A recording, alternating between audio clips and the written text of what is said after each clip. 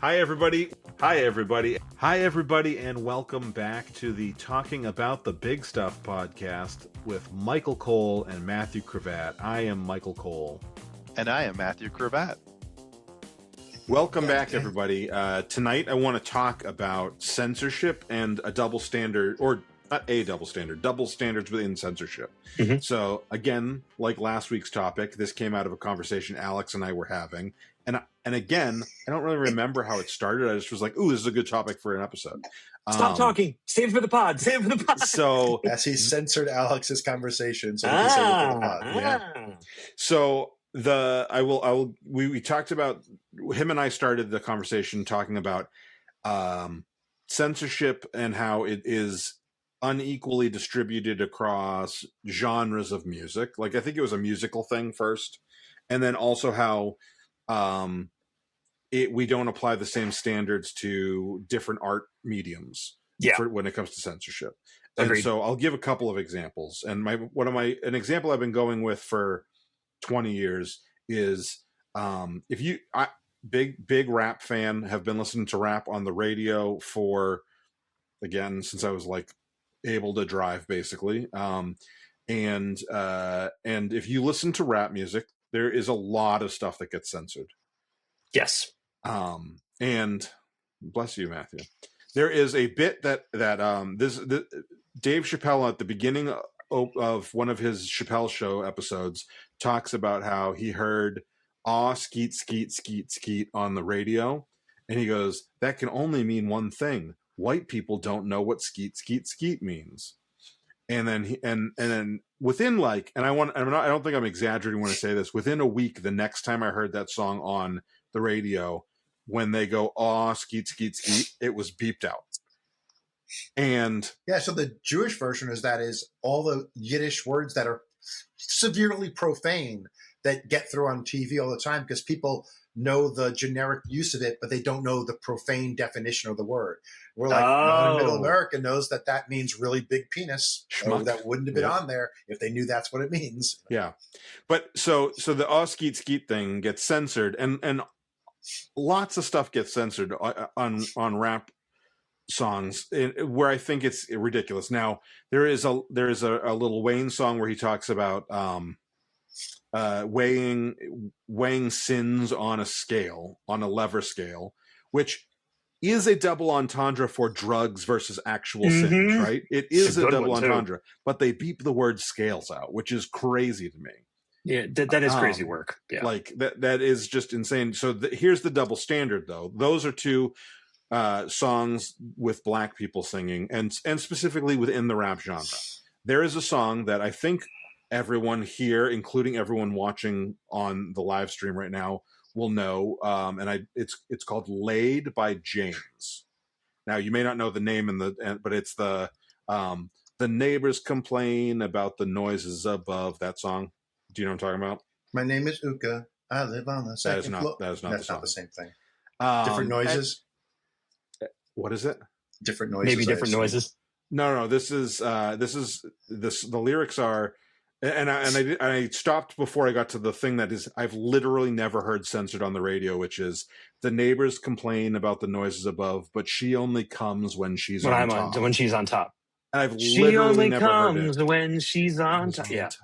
Yeah, you think you're so pretty. Yeah. So I think it's really simple. You say, here's a rule. We just don't like really profane words. And that's a rule that will only affect the one genre of music that tends to use really profane words. That makes it on the radio in the first place. I mean, there's heavy, heavy, heavy rock that doesn't make it to the radio in the first place, so there's nothing to even edit out. But that's the game, is you say you're being equal to everyone, but you pick something that only affects one group. Only applies to, yeah. But I think that makes, like, they don't say, what you're saying don't sing makes songs sense, about having an affairs and being immoral, because half of country music would be gone.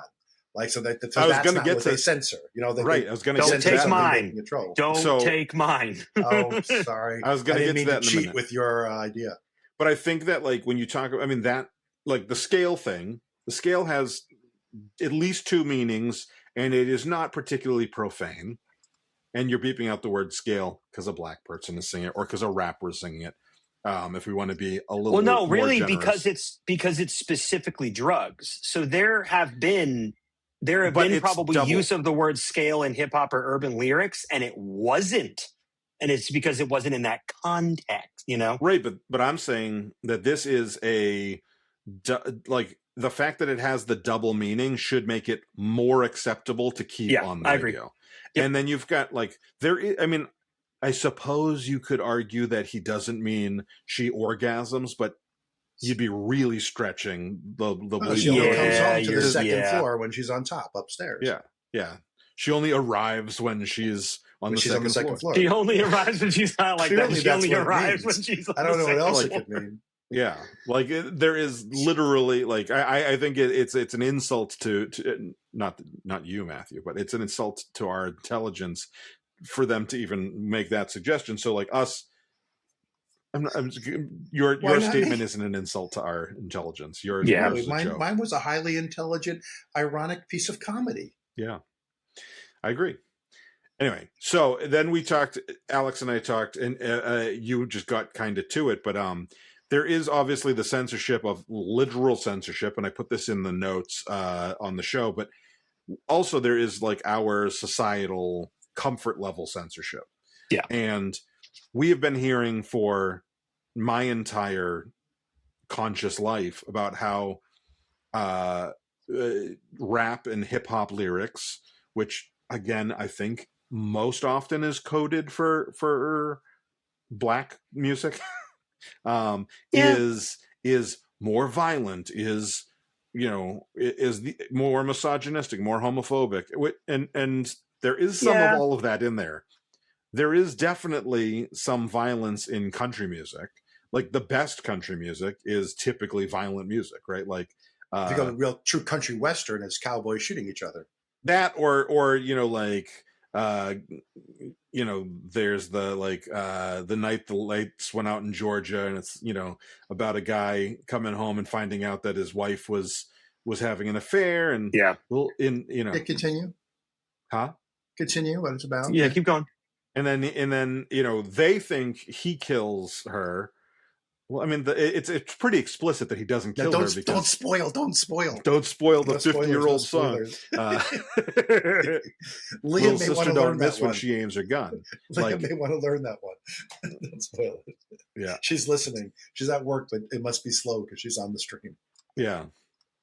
So, Alex, you kind of got into that, I think, and Matthew, you just mentioned it. So why don't you guys expand upon that a bit? Go ahead, Alex. So my specific example, and I did a little research on it earlier to try to not legitimize, but better explain my point. So I did not listen to much country music growing up in the Northeast. Shocker. And I only heard the big hits that made it to radio. My dad was in a square dancing club. So we listened to the only country station in all of rural Connecticut.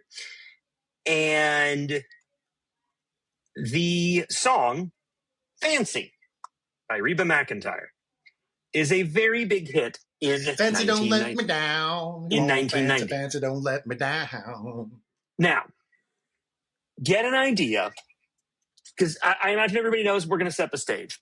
The premise of Fancy is a mother preparing her underage or very close to of age daughter. Yeah. Like I think she just got of age to be sent out of the house, which could be 14, 16, or 18. Take your pick.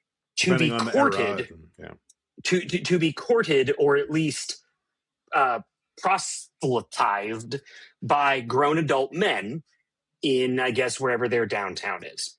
So about the outskirts of New Orleans, if I remember correctly. Okay. Yeah. Is proselytized not the word I'm thinking of? No, that would be if they tried to get her to go to church.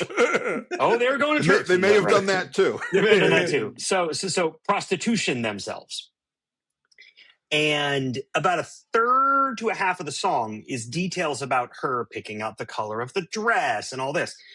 If a hip hop song or an urban music song or even an R&B song had even close to that level of content, it would either not get played during regular broadcast times, it would get a special clean radio edit, or even worse, it would only get shown if it had a music video made of it that was actually of the content in the song until after, like, probably 10 o'clock at night, much in the flavor of Madonna's Like a Virgin. And the video, very smartly, I think, was adult Reba looking at her old house and neighborhood, remembering, like, it wasn't the story happening. It was her reminiscing of, thanks, Mama, because I would have starved to death with you and the baby if I didn't become, the kept woman of a rich guy because you put me out. Like, it's almost like I understand why you did it, Mama. I don't hate you for it.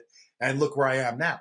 I think that's one of the worst songs ever recorded because of the content in it. Not because it's a bad song. My wife disagrees with me. I just think it's a bad song to like. Now, the character. Okay, I actually want to talk about Fancy for a second, though, because I think Fancy brings up a different kind of double standard.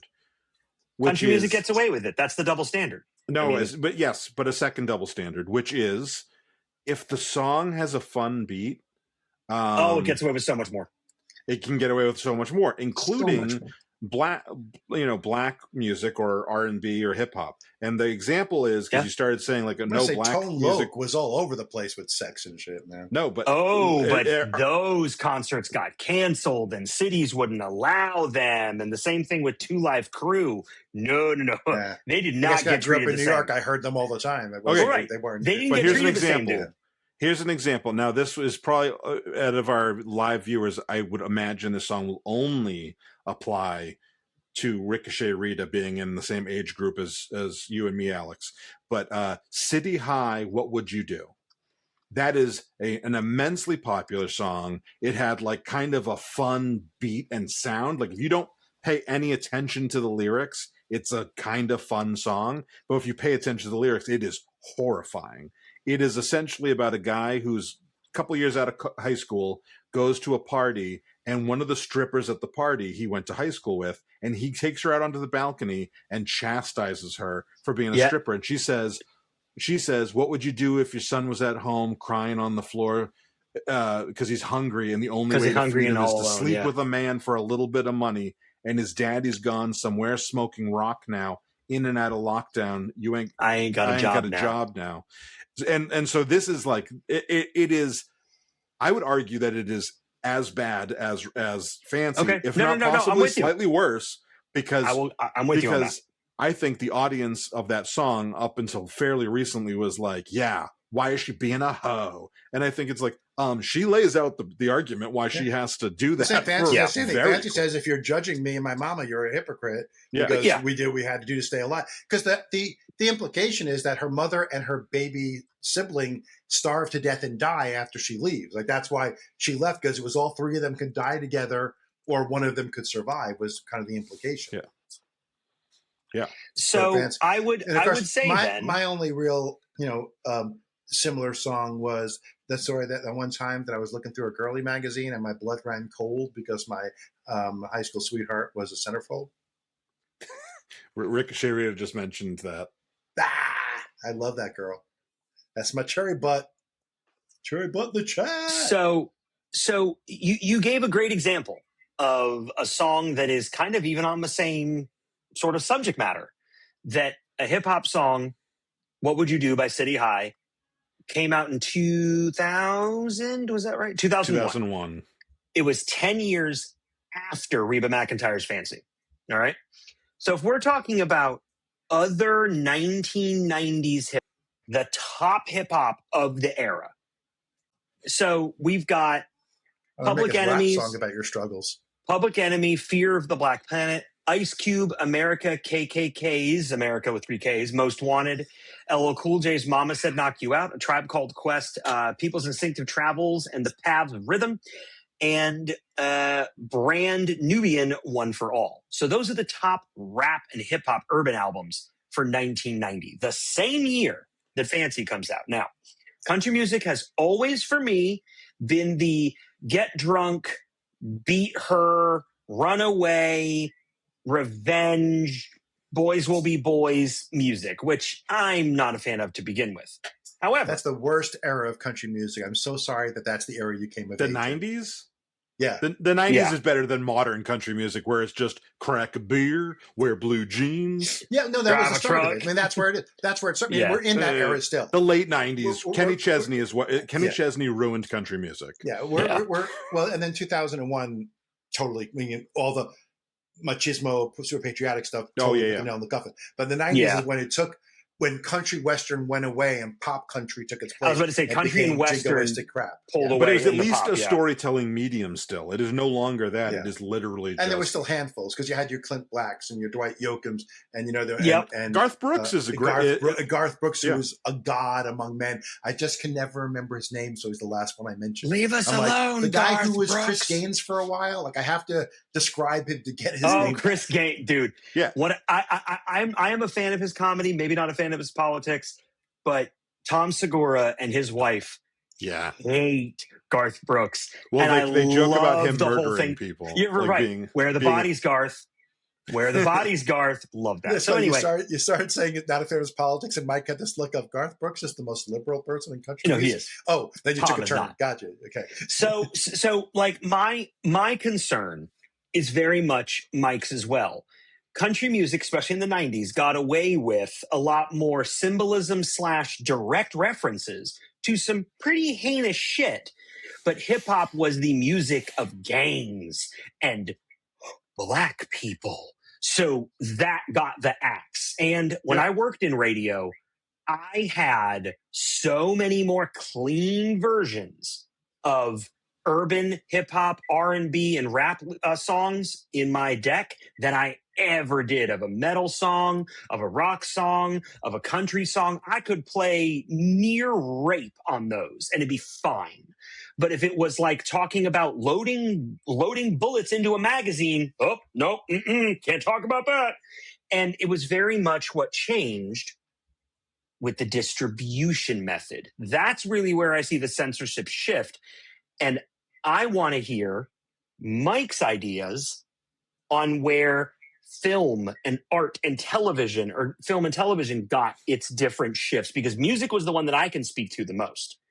And that was the genre of music getting to shift it. But then as soon as satellite radio came out and the FCC didn't have their nose in it anymore, Colin Powell's son or otherwise, it became this like much more open landscape.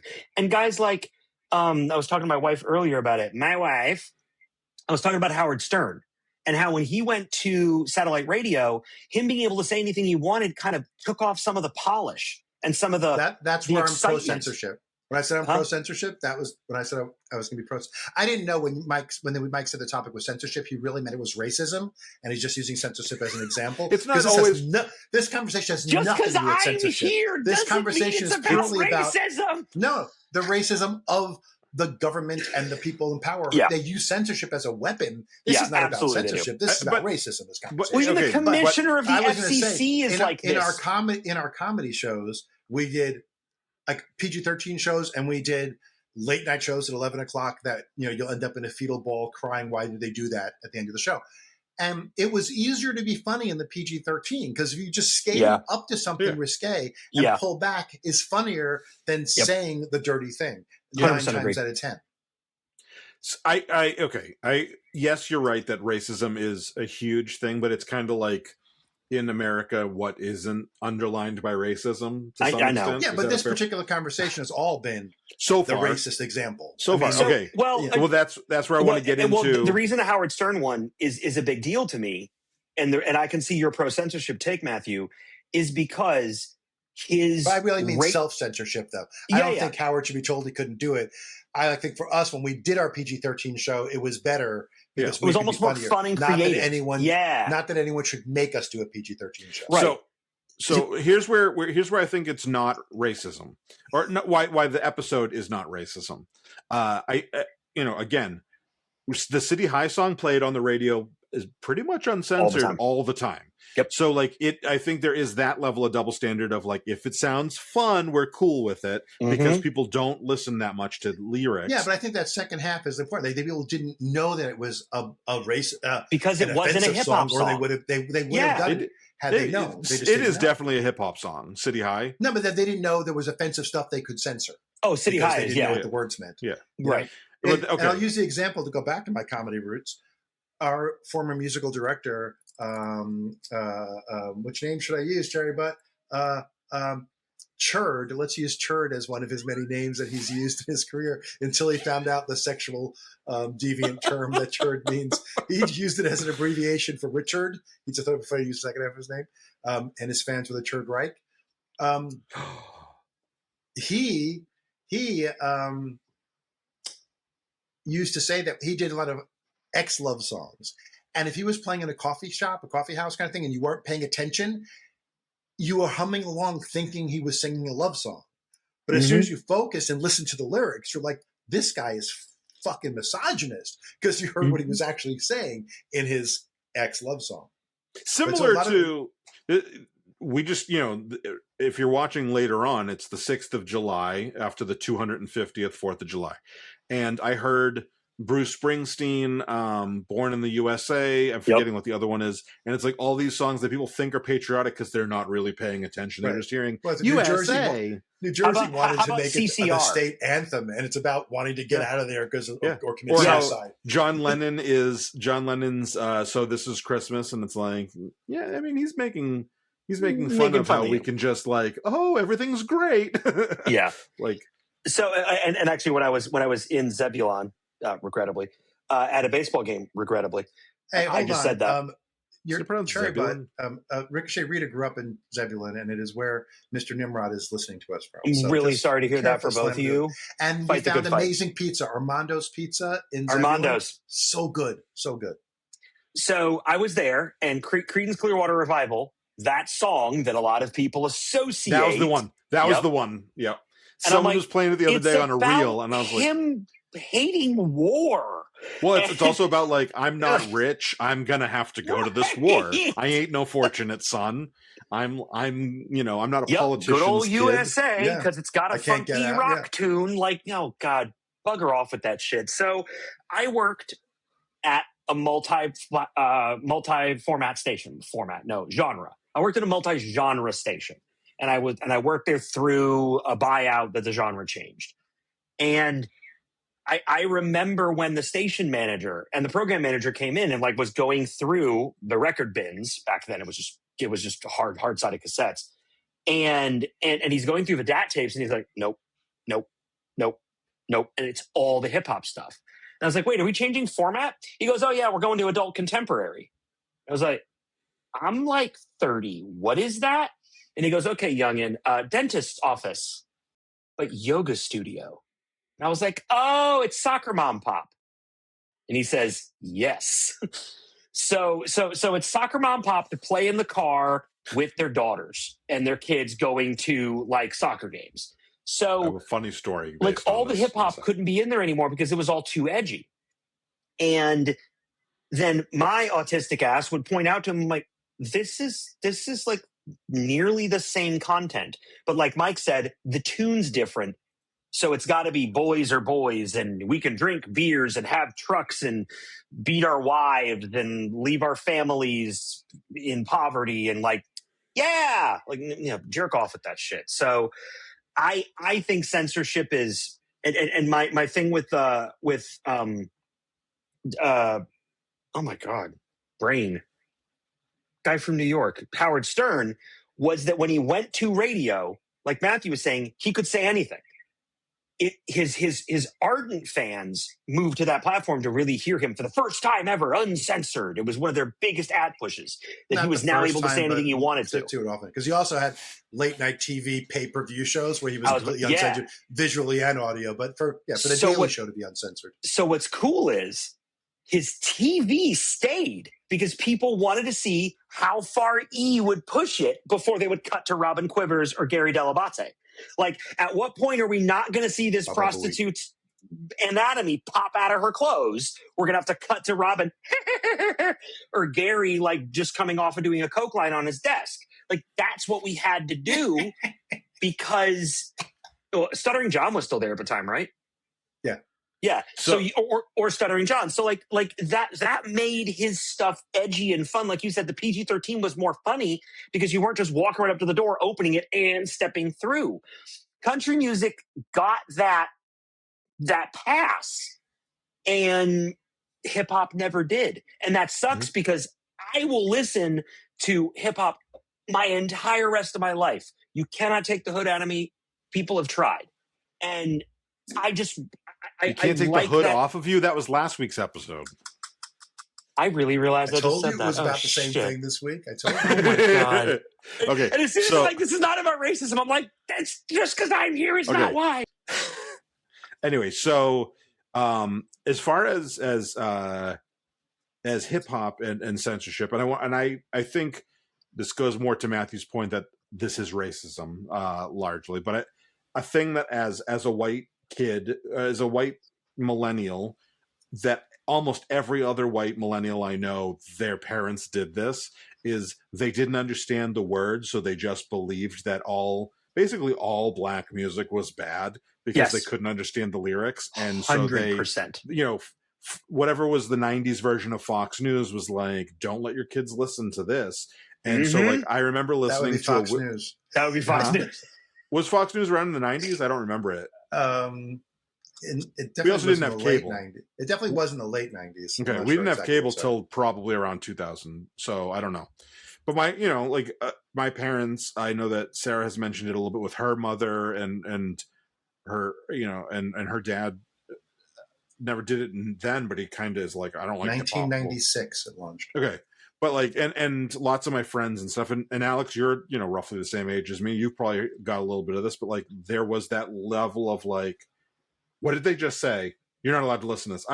There's a Jim Carrey Grinch rap song off the Grinch soundtrack, and my dad said, I don't want you listening to rap because rap is bad.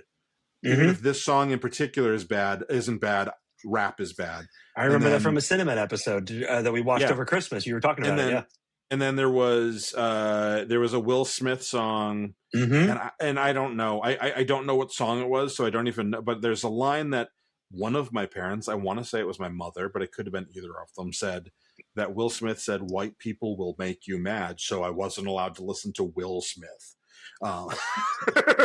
So like the least urban dude. Yeah. The music censorship in my house was my dad's touch of the tism, that if he didn't like a type of music, just musically, then nobody should like that type of music. Klezmer. Like that's just crap. He liked klezmer, but to me, rock. There was no reason for me to listen to rock and roll because it's just crap. Yeah. Why would you listen to that when you could listen to good music that he likes? Yeah.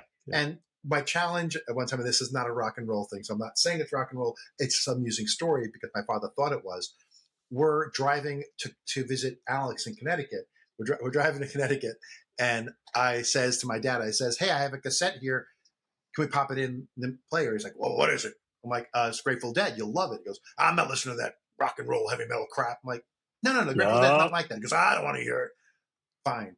5 minutes later, I'm like, oh, Dad, can we listen to one of my other tapes? What's this? It's just a country blues band, but with a lot of drums and stuff. He goes, well, I guess that's okay.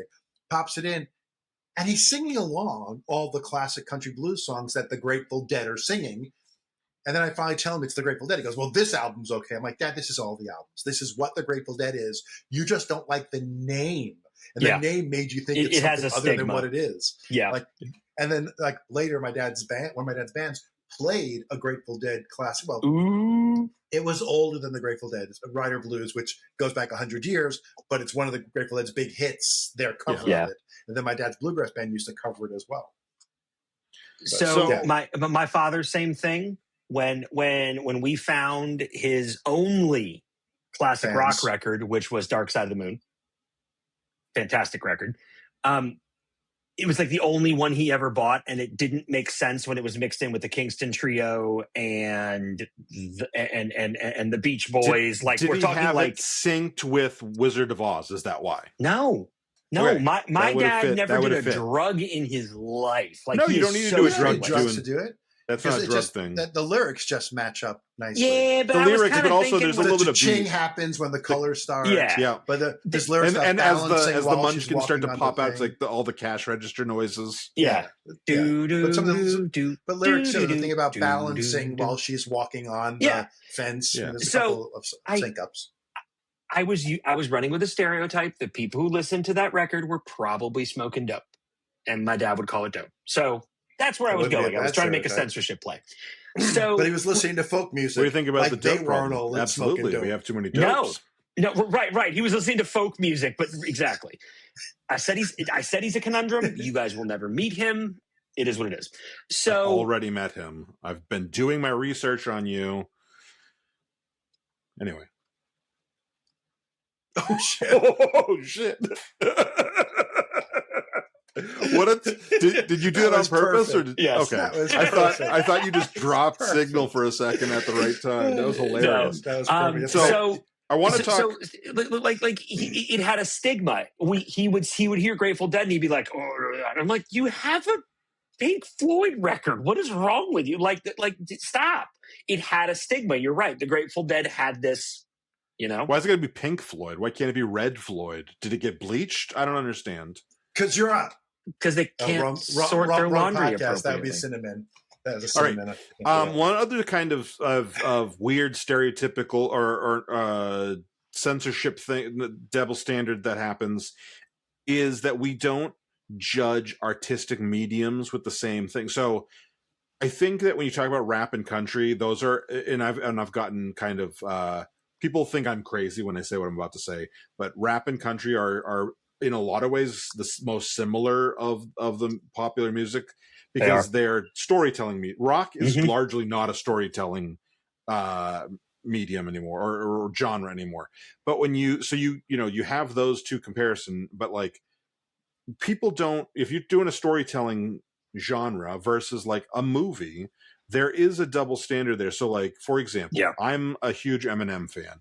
A lot of Eminem's early stuff. Regular, like plain or peanut, or the new honey roasted peanut? I'm an almond. No, the ones with less color in them because they're more healthy for you. Extra beef he has a good amount of puns about that too. One of my favorites is when he says, I'm much less crazy than him, and I'm nuts. But then again, who wants a plain Eminem? No, anyway. Not plain anymore. Now they're milk chocolate. To be technical, I forgot that for a second. Yeah. Anyway, so when my wife and I first started dating, she bought me like one of those giant-sized birthday cards, like a roller coaster, and it had a picture of M&M's like scattered on the front, and it said the only thing sweeter than M&M's, and you open it up, it said is you and I, because it's Madhavi and Matthew, we're M&M like that. Now melted my mouth.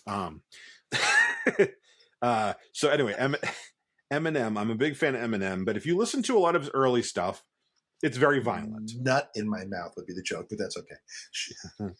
But only when you're on top. Run around. It was a weave. And call you pretty. So Eminem, if you listen to his early stuff, it's very, very violent. And some of it is, I would argue, like a lot of his early stuff is homophobic. A lot of it's misogynistic. And I'm not defending that. I'm going to defend just the violence. I'm praising it, but I'm not defending it. And just no, but a lot of his violence in his music, if you listen to it, is ridiculous in that way. It's that comical on purpose. He talks. Well, also like the reason why he got away with so much, like literally got away with so much, is like he would make like if you get too specific and it's too realistic, then you could potentially have problems, right? But he would talk about how he ripped out Hillary Clinton's tonsils and fed her sherbet, and then he would get into like serial killer stuff, and he'd get into like really demented sick shit, but like cartoonishly, like Rick and Morty violence is so over the top that it's not violence anymore. Exactly, it's kind of that Looney Tunes violence style. Nobody's going to go emulate it. I'm going to go pull someone's rib cage out through their teeth. But he talks about, and a lot of time, like there's a whole album about how like he's a serial killer. It's like kind of a concept album about how none of us think that Eminem's a serial killer. Nobody thinks, has he had a violent history? He punched a guy, and they say that he had a gun on him, but like that's not the same as being a serial. That's restraint, right? So like not pulling the gun is restraint. Yeah. But like, so there is the realistic conversation that I'm happy to have, but there's also this other thing, and people would get very upset about the extreme violence too, separately from the homophobia and the misogyny and all the other stuff.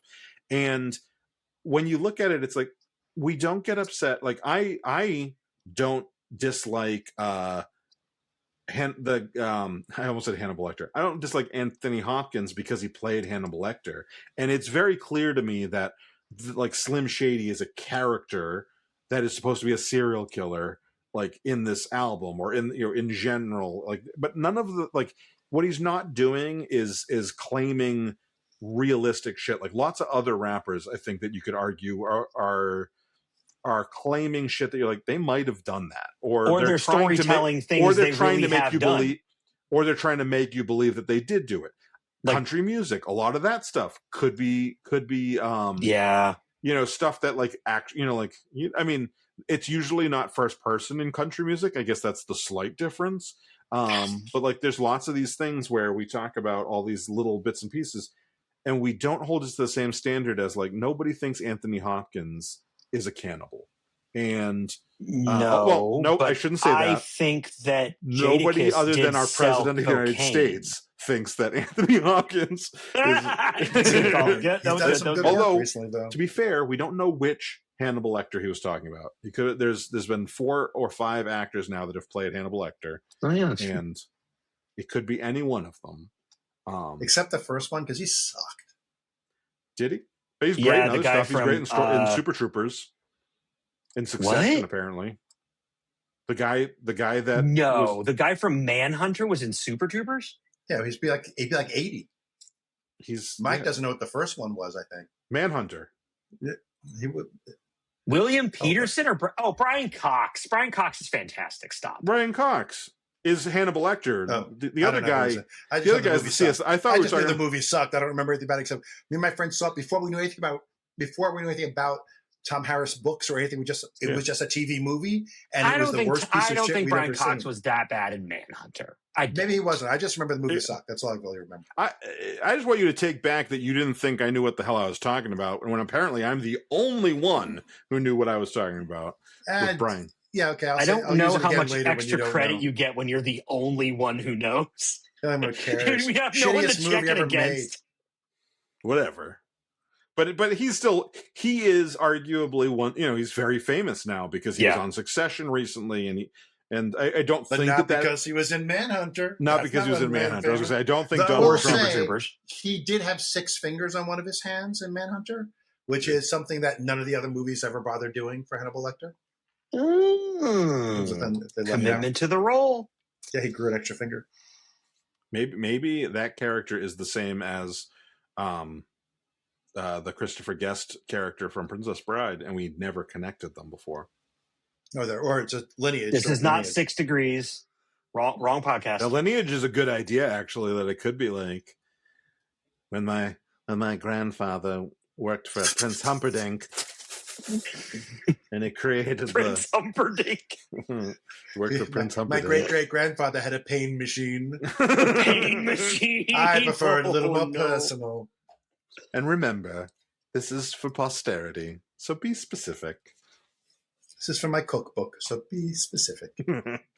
All right, so I do back to that point of like, so we do hold a standard where it's like for whatever. Not to say that we're all. See, but I don't think we do. I think to my earlier point, racist gonna racist, and they said, what's another way we can? These people are getting these people, capital T, capital, getting rich. They're getting popular. We can't allow that. How can we hold them back? Well, what if we say it's because there's profanity? Yeah, and topics they use. Well, we use those in white music too. Doesn't make a difference. We don't have to be equal. Let's just say that's the reason we're doing it. So I think censorship was a weapon that was used in the cases we were talking about purely as pure racism. It wasn't coincidental. It wasn't incidental. It was the intent was to stop the black person from having successful music. The weapon was censorship. I think that's a fair point. And I think when you look into, I think that like there is a structure for black people to get rich and famous, and that isn't it. Like, I think that the average racist is like kind of okay with if you can dunk or you can score a touchdown. I think that's a generation later that, that's now. Right. Because they lost the fight of censoring them out of it's like to Alex's point, streaming came on and whatever whatever Sirius XM is. I forgot the non-terrestrial radio, whatever they call their radio, satellite radio. Satellite radio. Things that weren't censored came on, so they lost that fight. They Yeah. lost Fair. a They didn't residential fight light anymore. crew. Yeah, fair. But what I was going to say is that, like, And it was that- generational, because like Lenny Bruce was arrested for using profanity Sure. 30 years earlier. It's Yeah. generational. Who's the target? Okay. But the point I was going to get to, though, is that, like, I think sports have still been able to be gatekept largely with, you know, like, there's a certain like, what do they call it? Not a factory, but like Je where ne sais quoi. they have, like, you're not gonna just come out of nowhere to be a good athlete. You're in early, you know, you're playing whatever your sport is early, you're spending extra time, you're getting all these other, you know, you have to go to call, you have to get scouted and blah blah blah. Hip hop largely, and I know that Jay-Z has become more problematic in the last year or two because of the Diddy has shit. he? Oh. But I read his semi-autobiography of rap called Decoded, which I do recommend if you're going to read about it. And it basically, the hip hop culture of the late 70s, early 80s was, let's take what we can as a culture afford, and we can't necessarily afford to get music lessons. We can't afford instruments that are high end. What we can get is boom boxes and these cheap synthesizers as they became, and we can take existing music and shape it, and we can learn how to, you know, rap itself, not hip hop, like not the beat and stuff, but the actual music, like cadence of rap started off as the Dozens and rapping, rapping like on in the between corner. Songs for DJs was a big thing. That, but also even before that, it was like another. guys on the corner being like, doing that, and Blondie. And so, like, you go, so there is that level of, like, this is a music, almost all popular music of the last 150 to 200 years has been stolen from Black people. But there was at least, but like, the other thing was, this was a genre that allowed Black people to come up out of poverty without needing a pass, essentially. There was no gatekeeper from them. There was no gatekeeper. And then you have the internet where you can put your stuff on YouTube and, like, Bo Burnham style, and be discovered without anybody getting in your way. Right. And then, but you're competing against millions of people, so only the best will rise to the top too. Sure, but like there was just like less of a gatekeeper structure with a heavy dose of luck. Thank you, Aaron. I'll say it. Also with a heavy dose of luck. Yeah, like you could be the best and just never get discovered. Just you don't get the following. And there was there was a lot of story there, but also unlike a lot of those other genres of music, while there's always been like a white figure in it, there has not.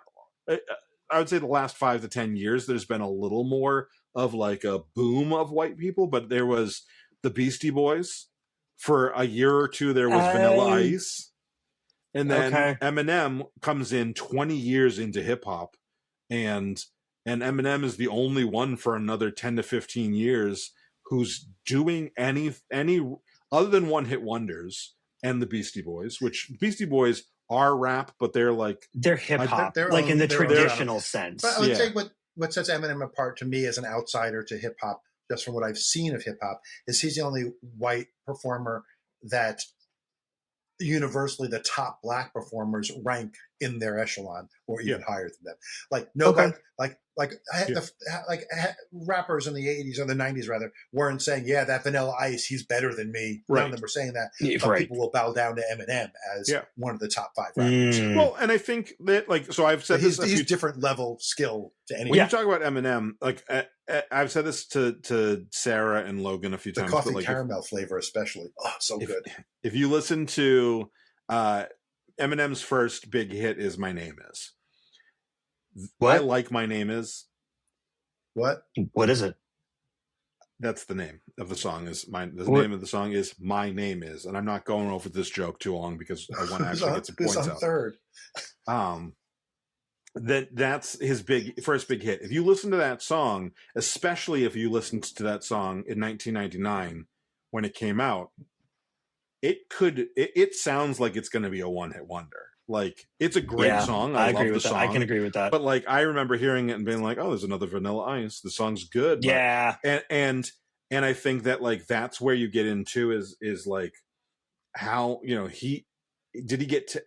There's a difference between that, like getting in the door and being able to stay, and like Vanilla Ice kind of got in the door. Eminem would not be remembered if that was his only real big radio hit. Vanilla Ice had a little. Yeah. Had I'm gonna say very prominent Vanilla Ice thing.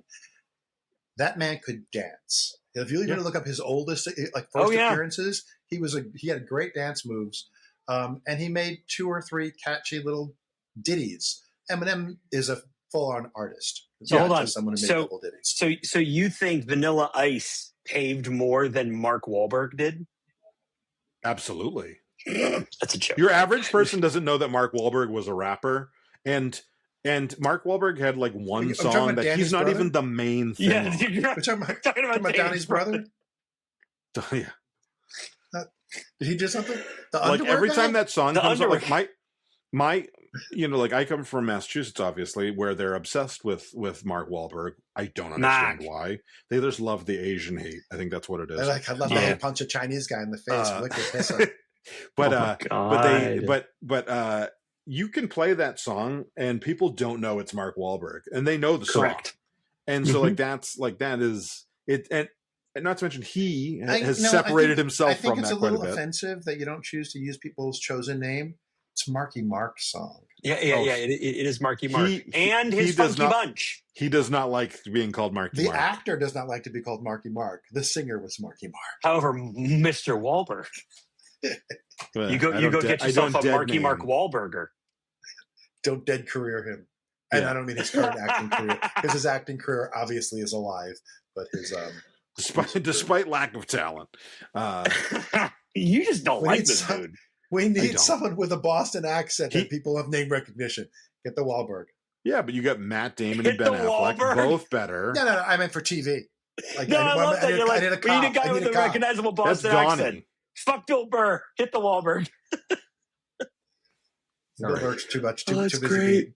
Let's start wrapping things up. We're gonna wrap. Cool. Yeah. Well, this episode's all about rap. Riggedy rap. A hip. They're gonna censor me. A hippie to the hip hop to the top, and you don't stop. And you don't stop. I know that line. A bang bang boogie, up jump to the boogity bee. This is my mother reading rap lyrics and having no idea what they sound like. Alex, I want to just thank you, by the way, because of you. Because of you, my son. Where is this going? Yeah, you're not going to like it. For my son, for the last 2 weeks or 3 weeks, is he doing Barack Obama as an alarm clock? Yes, he is, and he's trying to find it. And he's like, "Yeah, I almost videoed it yesterday. He was sitting at his computer with his microphone, and he's going, a beep, a beep, a beep, beep, a beep, beep.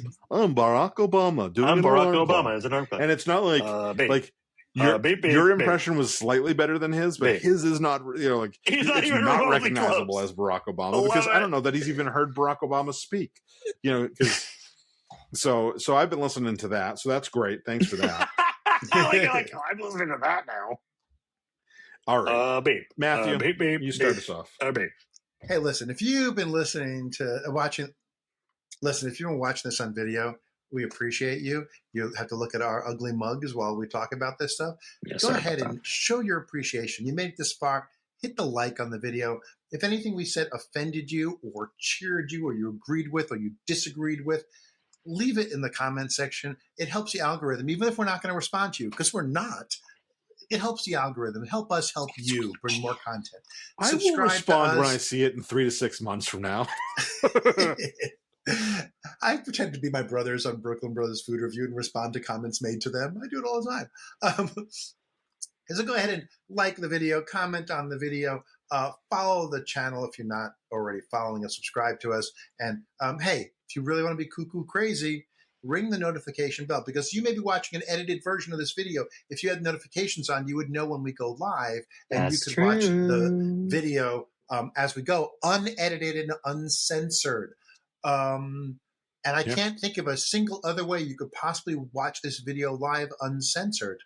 Mike, can you? Yeah. Good. If you go on patreon.com/talking about the big stuff, you can click that the free subscribe button, and you will get the alerts when we're going live. I usually post a couple hours early to give idea. people heads up.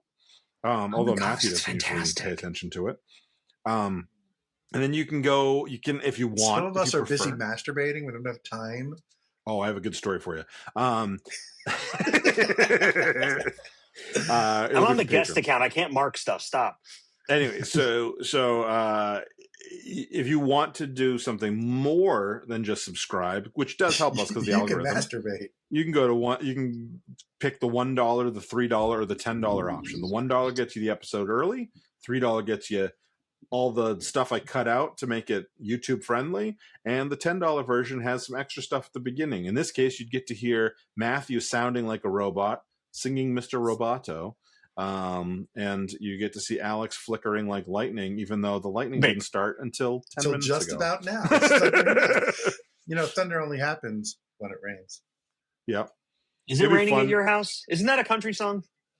It is raining here, and it would just thunder and lightning. It's nasty here, and it's fun because we could do that Journey to the Center of the Earth thing where Matthew can be like, "Okay, it just lightning or it just thundered. Let's see how long it takes to get to you." Yes. Okay, you are a half a mile away. It's a Vern Gosdin. It's like the only thing I remember from that book from when I was a kid. All right, so do that if you like Matthew said, like and subscribe, but go to patreon.com/talking about the big stuff if you're interested in checking out our more detailed stuff.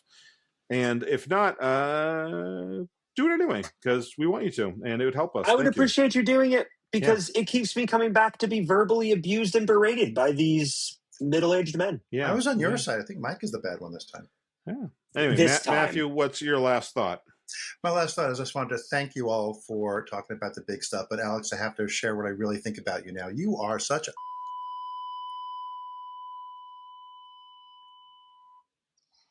He just got a button and wanted to use it. Don't get overexcited. I hope he doesn't have a soundboard. He does. I'm gonna cut this out. This will just be for patrons, but I did want to tell you.